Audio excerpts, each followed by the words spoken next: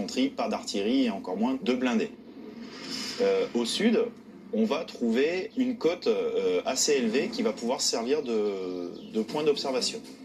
Et après, on a la façade maritime avec l'embouchure de la Gironde qui va empêcher tout débarquement également. Des conditions de défense naturelle parfaites et une organisation que les Allemands ont eu le temps de régler dans les moindres détails. Les stocks de munitions sont pleins, ils produisent leur propre électricité et la troupe a de quoi s'alimenter pendant une année. Et les défenseurs de la poche de Royan sont nombreux. À l'automne 1944, la forteresse compte 6500 hommes de troupes. Ces troupes sont en plus encadrées par des officiers fanatisés.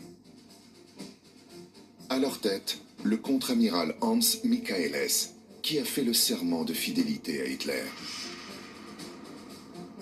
L'amiral Michaeles, lui aussi, est quelqu'un de déterminé qui ne veut pas faire dans la pacification, qui veut aller jusqu'au bout, retarder au maximum la libération de ce territoire. Tous les chefs de forteresse, ce sont des hommes sur qui Hitler peut compter. Donc il sait très bien que ces hommes-là mèneront ces soldats et les bataillons jusqu'à la fin. La forteresse est très bien équipée en armement.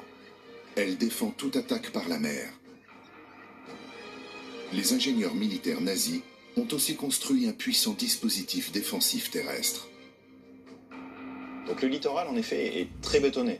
On a 30 points d'appui qui s'étalent sur à peu près 25 km de côte, avec des nœuds qui vont notamment se trouver au pied du phare de la Coubre, où là, on retrouve un groupe de points d'appui lourds, avec un réseau de logistique, des soutes à munitions. Le port de Royan va être extrêmement fortifié, avec le fort Duché qui se trouve à 500 mètres à vol d'oiseau. Et puis, dans un dernier temps, le contre-amiral Michaeles qui va ériger une ligne de défense terrestre, des Panzerwerk en allemand. Ce sont des fortifications qui vont contrôler les nœuds routiers, qui sont puissamment armés par des cloches blindées, des canons anti-chars, des champs de mines.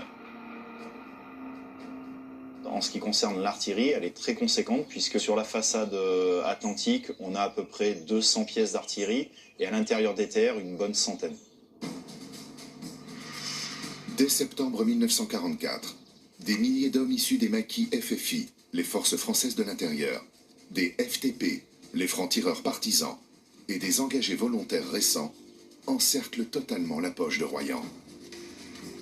Donc il y a une espèce d'esprit un peu vendéen de ces gens qui veulent enfin livrer leur propre bataille. Et donc ces gens-là vont courir devant les ports de Dunkerque, de La Rochelle, de Royan, de Saint-Nazaire de Lorient, etc., tout en se constituant en une armée qui sera celle